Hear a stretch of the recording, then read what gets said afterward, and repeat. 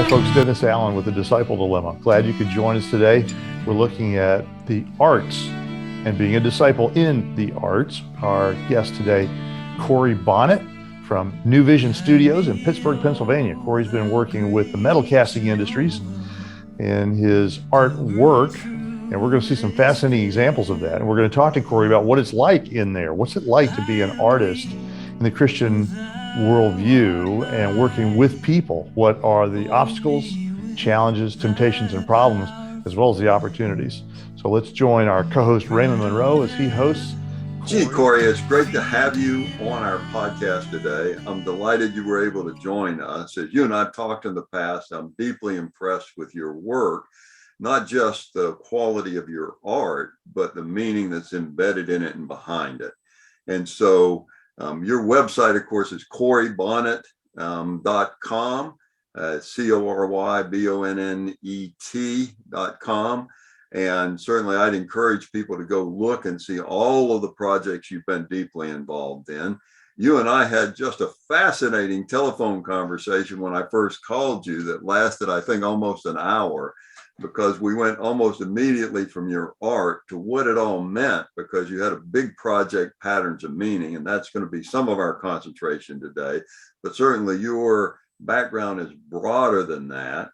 And so why don't you tell us a little bit about how you're going about capturing the meaning of the industry in your art that you're using artifacts from that industry to do? How is it that you get the inspiration? How do you identify the sort of image you want to put there? And what meaning, to use that phrase, are you really trying to embed in, extract from, or illustrate with some of your work? Well, thanks for having me. That first conversation we had, I was expecting a quick phone call, right? And we ended up talking for an hour. Probably could have talked for another couple hours. So Patterns of Meaning, this collection of foundry patterns that we pulled out of a barn in Ohio. Just those artifacts are inspiring to me. When we first walked into the barn, these patterns were stacked floor to ceiling, 12 feet high, filling an entire 80 foot by 40 foot space. So the initial feeling was just overwhelming. And then when you started to look at each piece as being, completely unique and individual, made by hand in order to cast some other part, it was, again, I'll use the word overwhelming a lot, talking about Patterns of Meaning, because the amount of time and man hours that we were staring at in this barn was just unimaginable to me, all to make parts for other machines that make other things. And that's where that line of thinking just, sometimes it's almost too much. But I can look at these things, and I have a bunch all around, but just simple things like a core box, and there are thousands of these in our collection. And thinking and looking at historic images of steel mills. I love to read about industry and big projects, anything that seems like that's way bigger than what people should be able to make, or that when I look at it, the first question that pops in my head is, how did they do that? What I want to convey with my work. So the large sculptural pieces that I've done recently, were designed and created to make people feel that when they're standing in front of a 12-foot tall, 2-ton sculptural painting, I want them to feel like they're standing in a mill, without having to stand in a mill. But you can just see how, here's another, like the imagery, it's kind of hard in this lighting, I guess, but the imagery of the mill just goes really well with the patterns in the boxes. The inspiration is I don't have to really think or do much.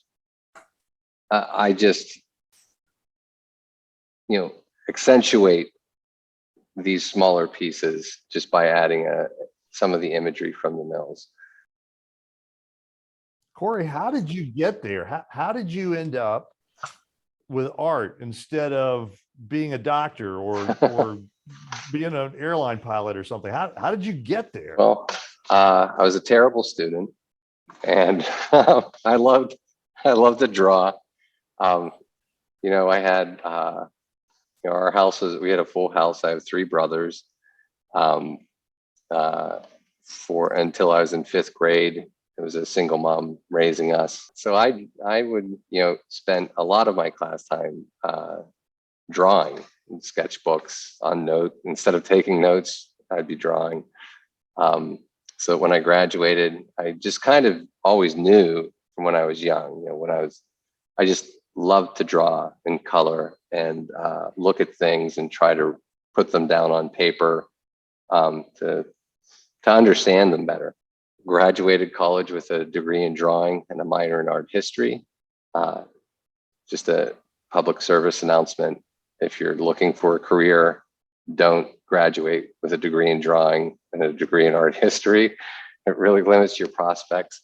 So I got into graphic design, worked through that, but my last semester in college, I took one painting class and it just opened everything up. I knew it was exactly what I wanted to do. So when I graduated, even though I was working in an office job, I'd paint every night and just continued doing that for years until eventually, through all sorts of, circumstances out of my control, it turned into a full-time job. So I look at art. This is now a slope-headed Neanderthal who's about to talk about art, but here we go. I think about walking into the New York Museum of Modern Art and I see 400 Dixie cups laying on the floor with a big guardrail around it saying, this is a work of art. How do you personally, as a disciple of Christ, come to say, this is excellence in my work, and this is how I pour excellence into what I do? How do you get that out of art? So I was fortunate that last semester in school, the painting class I took, and this speaks exactly to that. I had a series of teachers that were kind of, do what you want in my class. You figure it out. And all I could think of was, I'm paying to go to school to be instructed, to learn what the techniques are so I can apply them. Maybe once I learn them, I'll abandon them and try other stuff. But I need to learn how to do it all first. And this teacher I had for painting, I had previously for the two hardest classes I ever took, which was drawing human anatomy and anatomy of the human head. His name's Jim McMurray. And he was not interested in what the students thought. He was not interested in what they felt like drawing. It was, this is how you do it. Conceptual art for me, if you have to, art to me is visual. If it's visual art, your message should come across in your image, okay? Or at least a powerful enough message should come through that image without explanation. The story and the explanation are in addition to whatever that initial reaction is to the image. A lot of conceptual art takes a whole manual to go with it so that you understand what the intent or then can have a reaction to it. Like, after you read the whole 10-page description of what you're looking at, a pile of laundry or Dixie cups, then it's, oh yeah, this is brilliant. And it's like, if you're a visual artist, you really should be able to convey more just from the initial image. So Cory, that's really interesting, because one of the things we're talking about a lot in discipleship and making disciples is that Jesus calls us to go discipling, not go make disciples, but go discipling, which really means we're supposed to engage people with the love of Christ and show them what it means to worship, serve, love God with all of our heart, mind, soul, and strength. And yet we live in a culture where we think that people are supposed to self-actualize and they're supposed to create the meaning in their life rather than grapple with the meaning that God has embedded in life. And it sounds like you're really more involved in trying to express the meaning that you see in life rather than trying to self-actualize so that you're communicating who you are. You're trying to communicate what God has actually shown you or shared with you. How in the world do we communicate with friends and others that our art, our efforts are not an exercise in self-actualization, but a real love for God and love for our neighbor? So I think it's through example and action. I think you can talk a lot about it. I have the benefit of, after, let's say I'm working on a show, and that could take 2 years to develop and create all the artwork for it. And it doesn't happen all at once. It's a systematic, incremental process that builds and builds and builds. But at the end of that 2 years of following that process, I can stand in the center of it all and undeniably see the manifestation of my devotion to my work and what I'm doing. And everyone else can see it too, which to me, I think is powerful. So the only way I can do that is if I'm, getting up at 4:30 in the morning. I don't have to tell everybody that, well, I guess I just did.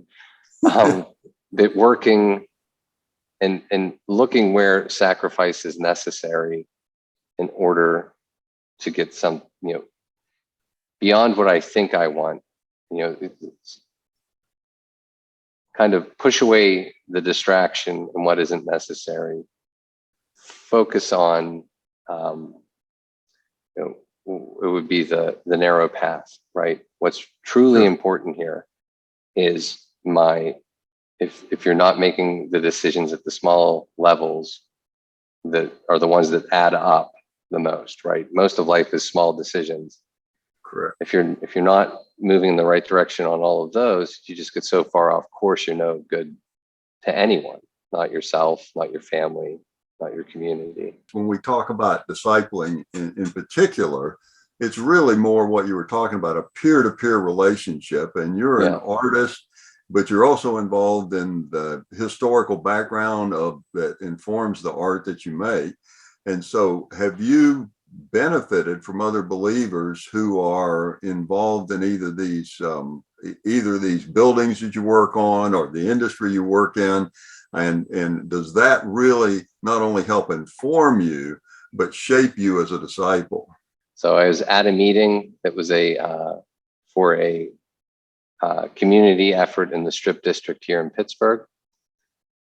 And after the meeting, I was talking to this guy. I didn't recognize him. We talked for about an hour about this building he had. And, I have a background in sustainable building. I'm a LEED professional. He's like, well, my building's LEED Platinum. You should come up and see it sometime. And after about an hour of talking about buildings and historic preservation, he gave me his card and I gave him mine. He said, oh, you're an oil painter? I said, yeah, I am. And he said, you look really familiar. Like, do you go to Ingomar Church? I said, yeah. He's like, I knew it. It's like, we've watched your family grow. We sit in the back, you sit in the front. It's like, we've watched you guys grow for 10 years. And that was the connection. He came, I have a gallery in the Strip District. I invited him to see my work there. It's the second floor of a building. He walked up the steps, and as soon as he got to the top, he said, this is exactly what we want in our building. Would you come see it? Would you consider being a part of our mission there?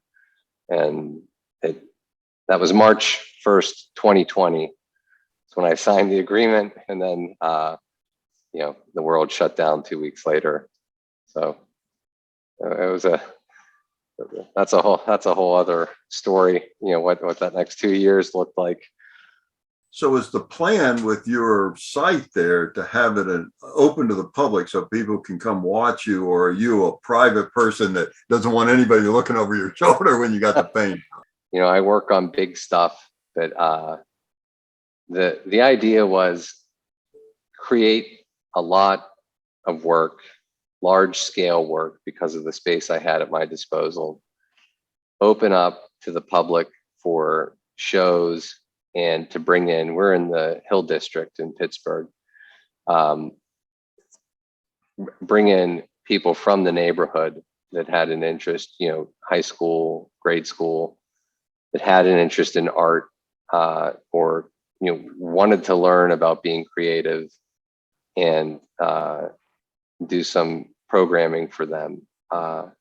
I'd worked with an organization that helped kids that had aged out of foster care, and the idea I had with them with art again was this idea of incremental improvement, which you can show real easily with art or with music, that if you just practice a little bit every day over an extended period of time, boy, you really see improvement. You can't deny it. You can hear it on a piano. You can see it if you're drawing. And that had a pretty good impact with a number of the kids I was talking to, because it gives them control over something too, right? In a situation like theirs, they've had no control over their lives to really any degree. But now it's, well, if you're creating something, you kind of have control over that little area, right? That's yours to control and to create. That's amazing. I mean, that's a great description of what it means to be a disciple of Christ, with him teaching you how to do it. You don't have to do everything at once, set attainable goals. Steel is proof that God loves us. Just like water. When water freezes, it floats so the fishies can live at the bottom during the winter and they don't get frozen. And with steel, when I take iron that's got carbon in it and I get it red hot, the carbon dissolves, and depending on how fast I cool it, I can make it really strong and hard or really ductile and easy to bend. And so, and all of that's humanly scaled because I can tell what temperature it is by what color it is. So it's really just fascinating example of God's goodness to us, because it could have just as easily been beyond the scope of our senses to actually work on it. Cory, I want to ask you a question about what you do connected with the idea of discipleship. And my question to you is, as a disciple of Christ, what are the temptations, challenges, problems for people in your world? What do you see in here that are challenging, problematic, obstacles, and just really difficult temptations? There's a broad arching issue that you touched on with the subjectiveness, I guess, the self-actualization, which to me is represented in this relativism, right? If there's no truth, or no truth that everyone can agree upon, then everyone's free to do whatever they want with no accountability. Everything's subjective. If you can, and especially, I've seen this and felt this, and by living it, from what I've read in the Bible, how I've learned to understand things like the Sermon on the Mount and what's laid out in that these are things that over millennia have been proven to give you your best shot at a meaningful, productive, not always happy, because nobody's always happy, but a meaningful and productive way to carry yourself, to endure the suffering that's going to come, to endure the flood that is going to come, to to at least be in the best position to make it through the most difficult times. So that, you mentioned self-actualization again. It's something we've talked quite a bit about, because really that's sort of the destruction of meaning rather than the creation of meaning. If I'm trying to find meaning out inside of myself, I'm a sinner broken. And so when I look inside myself, I'm not going to find answers. It's not a Platonic answer kind of world. And so I really do need to look outside of myself. But one of the things about your art, it's representational, which I think is really good. And so you have to struggle with the age-old question. As I have an iPhone. My wife takes 100 pictures a day. I don't know if she thinks heaven is spending time looking at all the pictures we've made, but representation is really relatively straightforward. And yet you're trying to capture some meaning in the representation you have that's not necessarily detailed authenticity, but more of a capture of some meaningful event. How do you balance sort of the representation of reality? And then I'll add the question, where do you put people in your art?